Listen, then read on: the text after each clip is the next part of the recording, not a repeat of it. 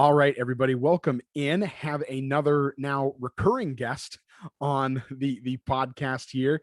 I am welcoming back Michael DeLuca, who is a certified personal and business excellent coach and the founder of Integrative Wellness and Development LLC. He is the creator of the Your 9 Steps program for goal achievement mastery, the Daily Goal Achievement Mastery Journaling System, the COVID Crisis Comeback Challenge, the 3 Keys to Your Crisis Comeback Mastery Program, and the Exploring the Wisdom in Your Dreams program. Michael, thank you for coming back on. It was episode 17 back in May that you were on the first time. So we're a few months later here. How have you been? How's everything been going for you? Well, it's been great. And first of all, I want to thank you for having me back. And it's been a very busy spring and summer for everybody as we are putting the pieces together, post COVID. And I've been blessed with working with some amazing people and seeing some amazing results happen when people put all of their heart, mind, and spirit into pursuing their goals. And that's kind of in line with what we're going to talk about tonight. So 100%. And for those of you that might be listening for the first time, or you've started listening after episode 17, when Michael was on before, definitely go back and give that a listen, because we went into the really incredible story of what got you, Michael, to where you're at today. And it's something that we all can really learn a lot from. And in our conversations, I don't think we talked about this much or hinted at it much even on the original episode, but in our conversations around that episode, recording that episode, we got talking a little bit about what we're going to talk about today, which is some of the things that you've learned and taken through your adult life, personal life, professional life, that you learned as a kid, as your dad was affiliated with a company, affiliated with the Apollo space program at NASA back in the 60s. So I don't want to go into any more of it than that after what we've already talked about.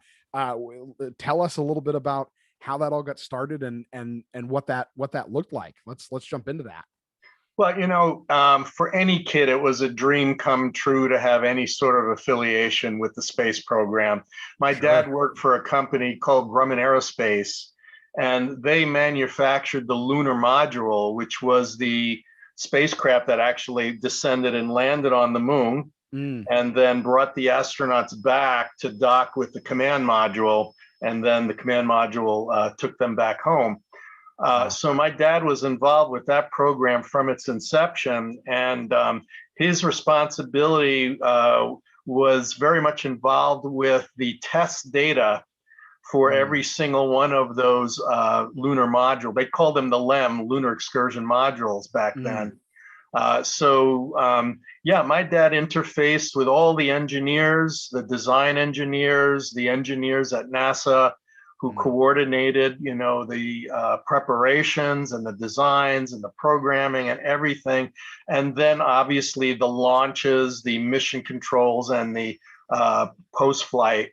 So my dad, saw this program from its inception and saw a dream. This was a dream of not only President Kennedy, this was the dream of pretty much every American in that time. Sure. Of landing on the moon first, and making the impossible possible.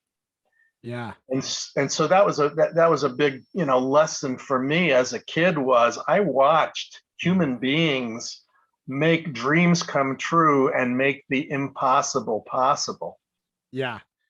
It's incredible. And it seems nowadays that that feeling feels almost a little too commonplace. I mean, we all have those things that happen that are like, wow, that's pretty incredible. But because things that can be somewhat incredible, even just somewhat incredible, are in our face all the time, I think we lose a little bit of our appreciation for it. So that is a huge lesson, the impossible becoming the possible when you're driven to a certain goal, and you're surrounding yourself with people who are just as passionate about it as you are, and you're working together as a team toward that common goal. How, I guess comparing it to something that we would be that amazed by today, is there a comparison? Like, is there a way, you growing up around that time, and kind of, this, what types of things maybe in more of our recent past can you even equate it to? Or is that still sort of the pinnacle of that example of your generation? Well, it was such a Disney kind of time, Sure. As a matter of fact, my dad passed away in 2015. And when we were going through some of his boxes of things, I came across some film. And I remembered watching the film as a kid. And it was the engineers' concept films for how the moon landing mission would go. So this was the engineers in their imagination putting together these concept films with string and little toy spaceships. Wow. And it's they simulated the Saturn rocket taking off, and then opening up, and then the command module came out, and it turned and it docked with the lunar module and pulled it out of its little house. Yeah. And then proceeded to take that over towards the moon, and then have the lunar module descend and come back up, link up again. This was all with strings. And wow. I don't know if you remember the old 1950s and 60s movie, Buck Rogers. Yeah. Buck Rogers. These were, the little toy spaceships used in the Buck Rogers, television Sure. and movie shows, right? Yeah. So, that alone was very, very powerful. And I think today, we relate to, George Lucas and, Sure. the special effects of the 1970s, 80s, 90s, and 2000s, where the impossible became possible with CGI, computer generated imagery. Sure. Well, the space program was kind of like that kind of explosive possibility. You mentioned something that was really important, and that is one of the lessons I learned from watching my dad and watching, watch him be a part of history, was the teamwork. You mentioned teamwork. Yeah. People don't realize when President Kennedy made that commitment, it was full speed ahead, and we were not anywhere near ready to do what he was asking to be done by 1969. But it was the sheer determination, the will, the teamwork of people working together of all kinds of disciplines to do the impossible. And people don't realize there were dozens and dozens and dozens of engineers, many from my dad's company, who died of heart attacks. Wow. Because of the 7-day-a-week, 12-hour work schedules in order to meet that deadline. Sure. So it was quite a feat. And then, we'll talk a little while later about my dad was very close to one of the astronauts in the Apollo 13 program, Fred Haig. And many of you have seen that movie, and we'll talk about that. Sure. Yeah, no, that's incredible. There's another lesson in there too about maybe don't kill yourself over it, right? Work-life balance. However, not all of us are a part of one of the largest pieces of history ever, right? So there's something to be said about giving a piece of yourself to something that's literally going to change the course of the history of the world as we know it. And as you were talking about how they that video that you found of your father's, something kind of came to my mind. I think the reason we take some pretty incredible things for granted nowadays, because the owner of, I'm going to forget his name now, the owner of Virgin Records, is it Richard Branson, Yeah, right? Richard Branson. Yeah. Richard Branson just made a flight into space and back on his own personal aircraft. Yeah. And that's, I mean, that's incredible for a person to say, hey, I'm going to work with a team and design my own aircraft and help fly the thing and man it and all this stuff. But everyone for like 24 hours was like, cool, scroll. Yeah. You know, and I think the reason for that is the technology those people are using, like people like him, Jeff Bezos, Elon Musk, they're using technology that's still beyond our time because they're on the cusp of developing it, but it comes at such more of a rapid pace now. And yes, it takes an immense amount of brain power, willpower, teamwork, just as it did back then, to do those things and do them right. Yeah. But it's a little easier and takes a little bit of the holy cow, I can't believe they did that out of it, because of, like you said, there's CGI, they can track trajectories. They can get things down to the millionth decimal of precision with help of what we have nowadays. So I'm sure that has a lot to do with it nowadays. And I think it's unfortunate that it takes away from, again, the sheer determination and grit and hard work that it takes to accomplish something that no one else has done before. Yeah, the Apollo program, I mean, the limited computers they had to work with for actual, calculations and guidance of the spacecraft, a calculator 20 years ago had more computing power than what these things had. So there was so much that had to rely on the ingenuity and the brain power. A lot of the calculations were done with slide rules and engineering and chalkboards and really old school to accomplish what they accomplished with old school technology. But it showed you the power of the human mind and the power of a committed group of people, committed heart, mind, and soul, to get things done. I'll never forget that night, 1969, when the Eagle, the lunar module, landed on the moon. It was the first time I ever saw my dad cry. Wow. I mean, it was absolute tears of not only pride and joy and exhaustion and sure, but it was like everything we did, it worked. And people don't realize Neil Armstrong, he dead stick that in. It was not the computer guiding the Eagle to the landing on the moon. He had one shot left. The couple of things that they had tried weren't working. He had just enough fuel in the descent stage to do one more landing, and sheer grit and piloting skills and just that right stuff that pilots have and astronauts have. He landed that sucker, and that was one chance he had, and that was it. And so it's stuff like that that made that time and such a very special time. Yeah.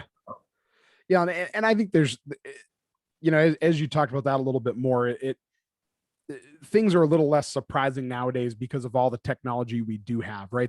They're still incredible when big feats like that happen. But when you really look at how they were doing it and what they were working with, and the fact that the most technologically advanced things they had were really the materials they were working with to build the ship, but they had to build it with science that was just the old-fashioned science, doing physics and calculus on a chalkboard and to scale drawings and things like that.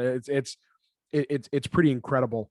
But I think that segues us, what you just said segues us well into talking a little bit about lessons learned from like the astronauts themselves, because that sort of clutch gene that you just talked about. Yes.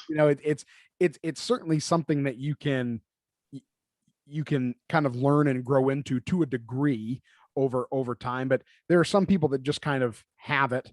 And if you don't necessarily have it, there are certainly ways that you can bolster that and learn from mistakes and make adjustments and things over time. But yeah, talk to us a little bit about your interaction, some of the lessons you learned from those astronauts of that Apollo program. Yeah, I think astronauts and test pilots and fighter pilots, and I had a chance to interact with test pilots and fighter pilots. My dad had a chance to interact with pretty much all the astronauts at one time or another that were involved in the lunar module aspect of the missions.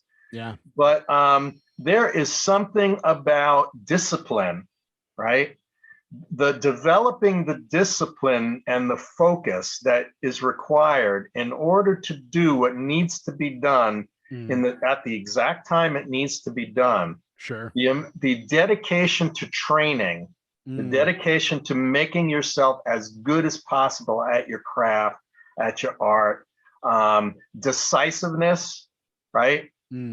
These pilots, test pilots, and astronauts had to make split decisions, tough decisions, sometimes decisions that your checklist didn't cover. Sure. And, I was a pilot, a private pilot, but every pilot lives and dies by your checklist. Sure. And by your training and your instruments, right? Right. And then I think the biggest thing was not only do you rely on your dedication, your training, your trust in your aircraft, trust in the craft itself and the people who built it, but trust in your teammates. Right. And if you know any elite warriors of any sort, Sure. Special Forces, SEAL team members, Rangers, the amount that they rely on the person to either side of them to help each other survive is, astronomical, literally. Yeah. And so, that's why the Apollo 13 crew survived.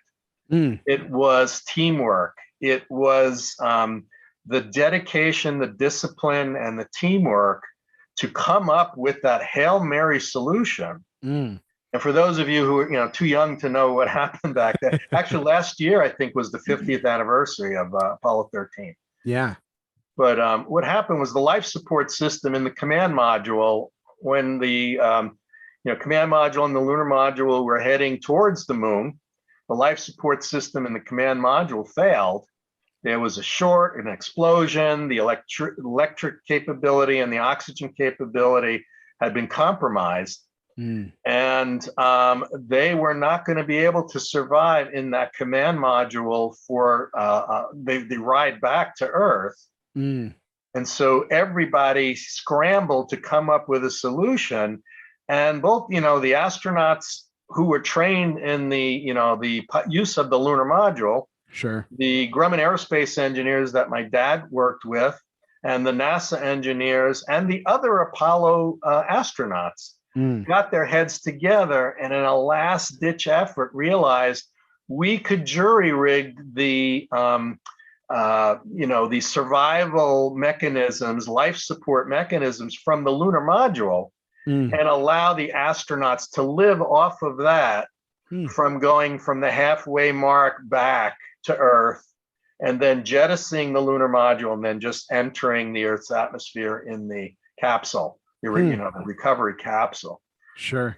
Had never been dreamed of. No one ever thought of that. But in a crunch, yeah, when the going gets tough, the tough get going, Yeah. And even beyond just having to rely on the team, the level of trust that took, that the brains in that spaceship and the brains back at the command center were what they came up with was going to work is real important, because if there's any doubt or self-doubt up there in that module or down in the command center, and you stall at all because of that self-doubt in one person or a small group of people, that could mean total disaster in a situation like that.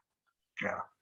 Well, again, it's I think it's the dedication, the teamwork, and the understanding that we all live and survive by working together. And this message is extremely important right now. Yes. there is so much division in our country. There is so much, focus on our differences and on ideology and on really every man or woman for themselves versus, the good of the whole. And, it's lessons like this that you look back on and say, these are some of our finest moments because there wasn't any finger pointing between, the company that made the lunar module and the company that made the command module, which faltered, and the NASA astronauts and mission. There was no finger pointing. It was all, let's work together and let's save our men because we leave nobody behind. Right.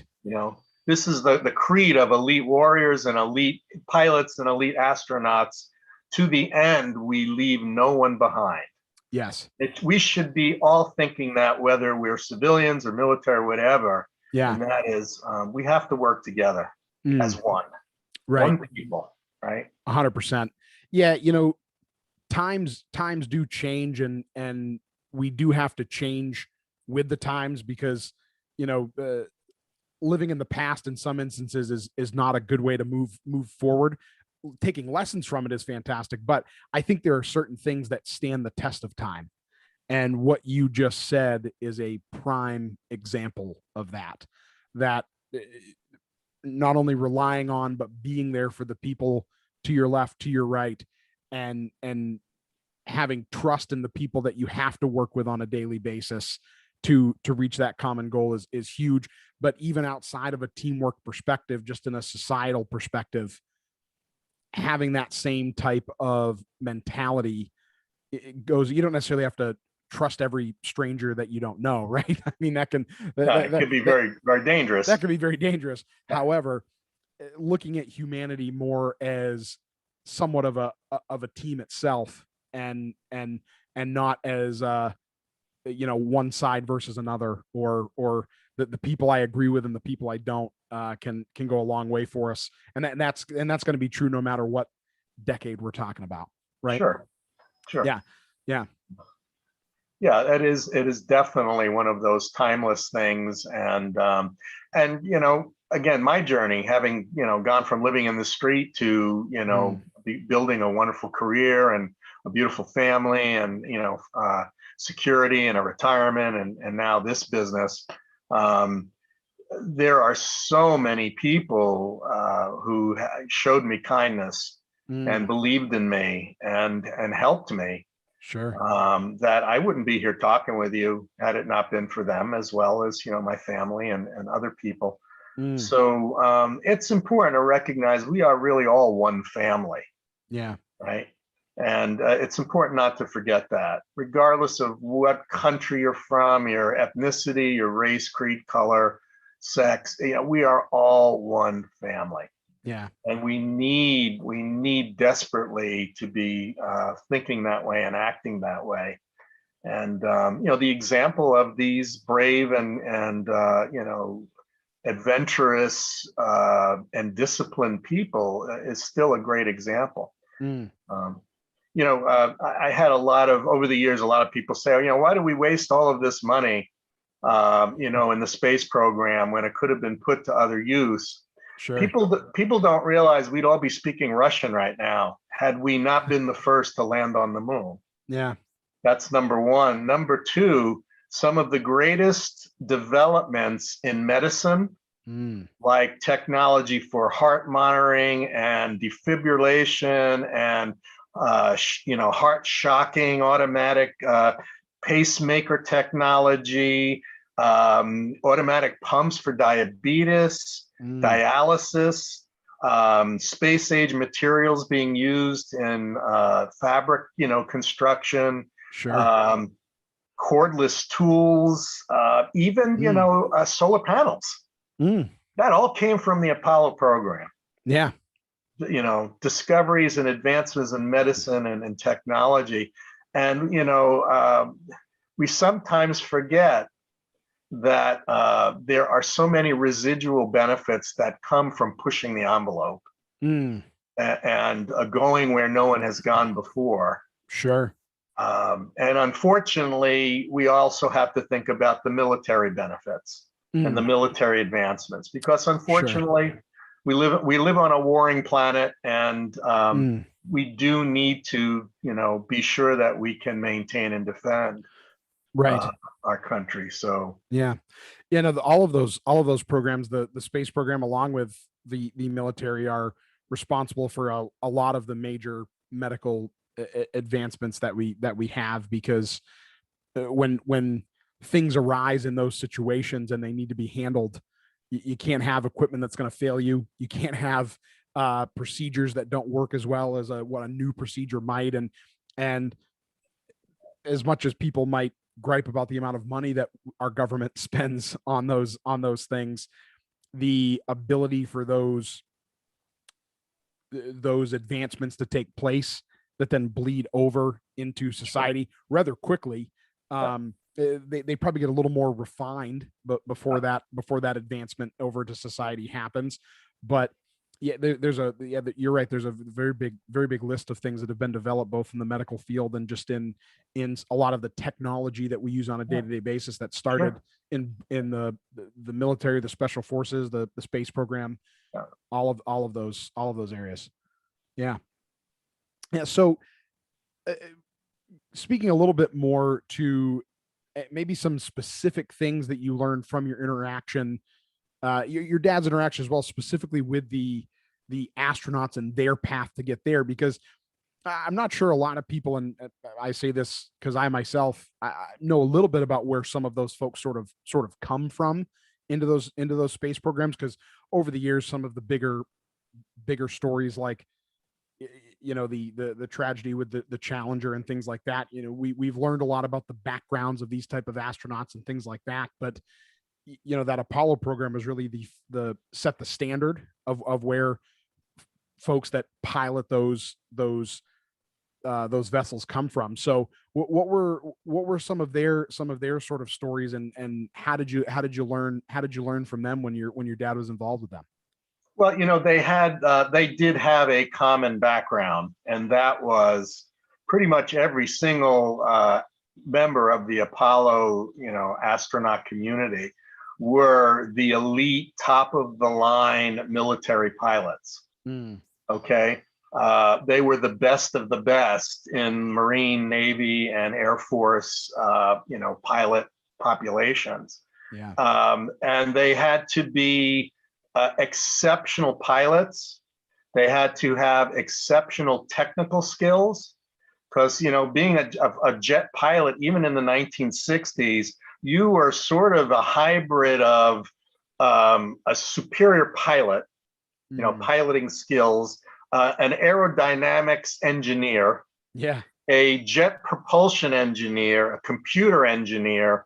Mm. You were this incredible combination of skills that you were superhuman. Mm. The physicality, as a doctor of physical therapy, the amount of physical conditioning these men had to go through to Mm. survive the effects of G forces, from being propelled at, these speeds. Mm. These were exceptionally dedicated people. Even our fighter pilots today, they are exceptional, beings. Yeah. So these were truly people dedicated to being the best of the best in what they did, and it was very competitive. They were all Mm. competing for who was going to go up in a mission, who was going to walk on the moon, and who was going to be piloting the command module. It was Yeah. very competitive. Oh, I'm sure.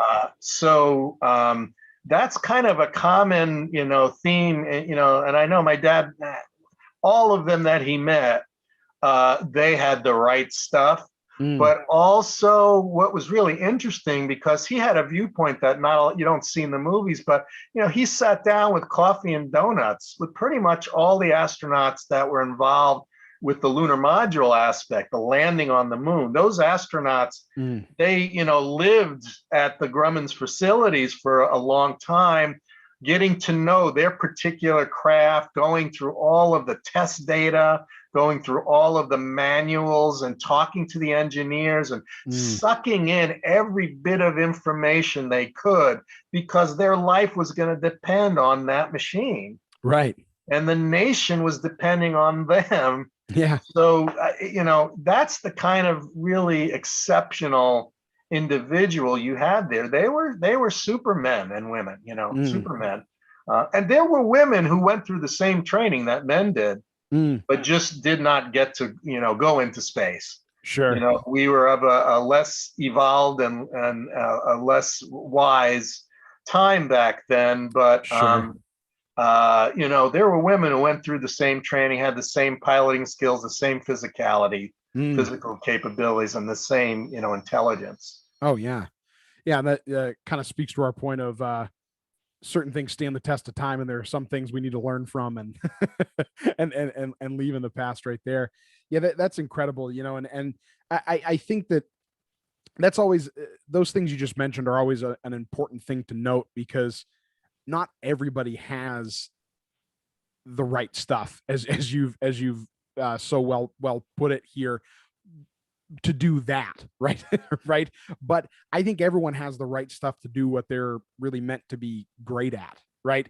So Exactly. finding that is key, right? Not everybody is going to be a NASA astronaut. Not everyone's going to be a fighter pilot, a Navy SEAL. Not everyone's going to be, like we talk about sports. Not everyone's going to be Tom Brady and Peyton Manning, right? Not every, those are generational type individuals. But if you have a drive for something, and a dose of competition is great, as long as the competition doesn't derail you, right? It's going to be a healthy dose of competition, but having a competitive drive, even just with yourself, to be better at what you're trying to Yes. accomplish is really important. So you might not be historically the greatest of all time in any one thing, but within what you do, within your circles, within your audience, within your family, your town, your state, whatever, you very well can be. We all have that in us with what we're meant to be doing. We just got to find that, and when we find it, we gotta latch on and run with it. Kind of put our head down and go get through it no matter what, I think. Yeah, absolutely. And that's your point is really important. And that is, we can all experience greatness Mm, in the impact that we make on other people's lives and mm, the impact that we make on the world through mm, simple acts. Sometimes it's just giving it our all, trying our best, and showing up every day and giving 100%, right? mm. You may not be the superstar recognized by the media and, fans and all of that, but, Sure. great people are recognized publicly for what they do privately to Mm, prepare. right. And we can all prepare like champions every day if Every we're day. committed to something, to be Mm, something, to find greatness inside of ourselves, to push the envelope, to do the unthinkable. As a quick aside, I wouldn't be here, and my dad wouldn't have been alive mm. had he not had a love for baseball. Huh. And in the Army in World War II, he got himself into a situation where he tried to save some young kids and villagers from starving to death, and Wow. was arrested for doing it. And he was on his way to be court-martialed Wow. and possibly executed. My gosh. And so he's waiting there to be sent back to the States. And it was the World Series between the U.S. Army and the U.S. Marines, the baseball World Series. And the pitcher for the Army threw out his shoulder. Huh. And so they needed desperately to find a pitcher. Huh. And someone knew that my dad was a really good baseball player, a great pitcher. They Mm. said, "Where's this guy DeLuca? He's getting ready to be sent to prison." Yeah, right. So Sure. they said, "No, we need him." And somebody called the Pentagon and called somebody, and they got this deal for my dad that if you Wow. win that World Series, we will drop all of the charges. You'll have to be busted down to private, but you won't go to jail, and you'll be able to have you continue in the military and have an honorable career. Wow. So my dad, in that last game, pitched a no-hitter Oh my gosh. because his life was on the line, literally. Literally. Literally. He dug in and gave it everything he had. Mm. He called on every ounce of strength and skill and determination. Mm. And that's why he survived. That's why he won. That's why he lived. And that's why I'm here, and my kids are here, right? Right. So, yeah, we can never overemphasize that we all can be put in those situations where we're challenged to dig deep, give it all you have, find the best that you have inside of you, give it 110%. Wow. And that could be the difference, in your life and the lives of many other people. 100%. That's an incredible story. They call it the greatest generation for a reason. Yeah. They call it the greatest generation for a reason, because there are, that would be rare nowadays, I think, but that's great.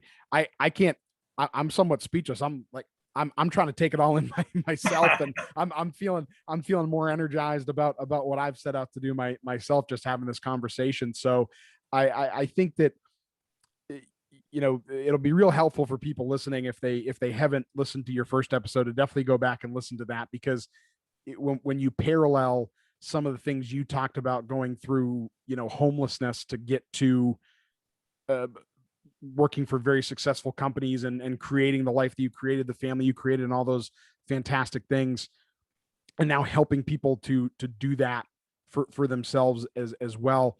It just makes so much sense that if you hadn't had those experiences, and heck, if your dad hadn't thrown that no-hitter, none of it might have mattered, right? But Yeah. if you hadn't have had those experiences growing up, Yeah. And I obviously don't want to put words in your mouth, but your ability to not only make it through those things, but to thrive within a very short time after going through something like homelessness, probably would never have happened if you didn't have all those great examples of people to push you through that self-doubt and that total bottoming out period of your life. Yeah. I think why being a coach for me is so rewarding, in that a coach's job is to show the individual the greatness inside of them, help them bring that out, bring the creativity. And I have, I'm blessed. I have clients who faced the edge, right?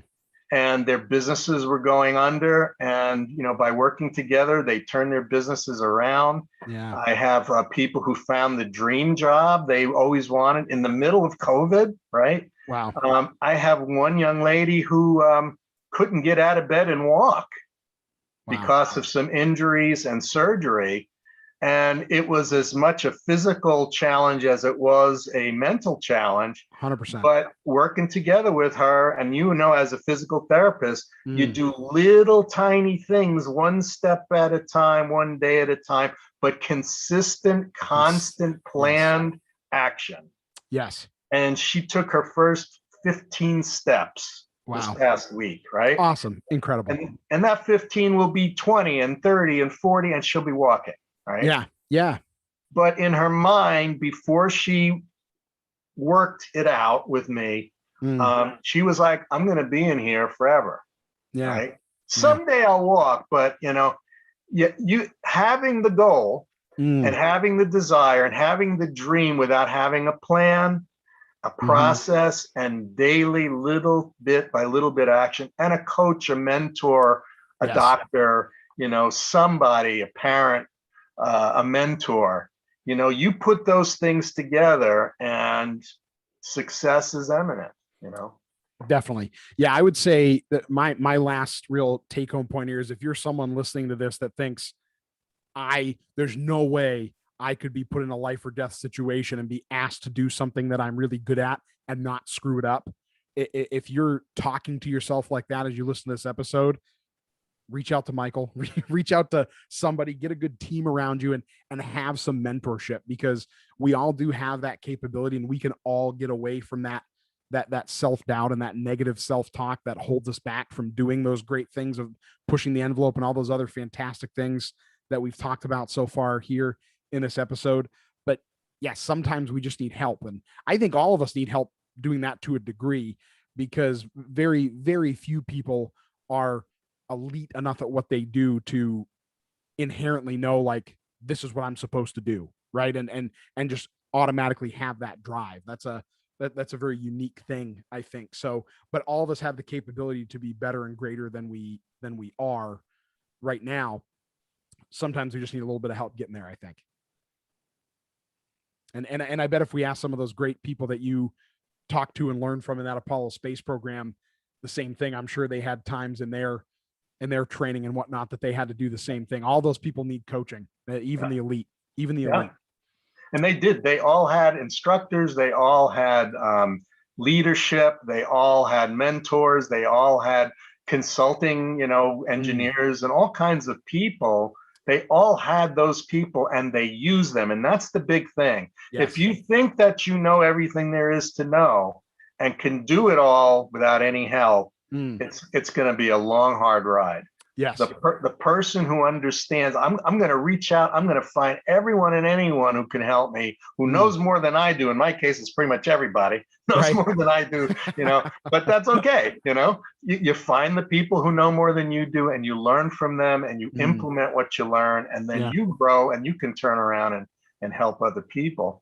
So when we stop learning, we stop living, first of all. Yes. But also when we think that we're alone in this and that we don't need any help and we don't want any help, that's we are limiting ourselves and limiting our capabilities. 100%. You nailed that. That's perfect. And I think that's a great place to leave this conversation and let people take what they can out of that. We covered a lot there, Michael. That's great. a lot of fantastic lessons. So thank you so much. That was an incredible story. And an incredible learning experience. And I hope everyone feels as energized to go be a little bit better the rest of their day and tomorrow moving forward, as I am right now, as we're recording this. My juices are definitely flowing. So Michael, thank you very much. I really appreciate this. Phil, thanks so much for having me back. And for everyone out there who's listening and watching, thank you for your time and attention. Please go out there and be the best you, and know that when you try to do that, you are inspiring everybody around you. So thank you in advance for you making the effort. Awesome. Great. Thank you. Yes. And if you want to learn a little bit more about Michael, reach out to him, have questions for him. All of his contact information is in the show notes and description of this episode. So please reach out. If you found any value in this at all, I know I did. I'm sure you did. Please be a friend and tell a friend. Share this with someone else who will find value in this like you did. The whole goal here is to get this information out to people who can then use it to have a greater impact on their lives and the lives of people around them. So go out there, be a friend, tell a friend. As always, love the 5-star rate reviews, the subscribes on YouTube, the video likes. Make sure you're notified whenever new episodes drop so that you can keep learning how to strengthen your true purpose in life. So until next time, thank you again, Michael. Thank you everyone for listening. Have a great week, and we will see you right back here next time on the Strength for Your Purpose podcast.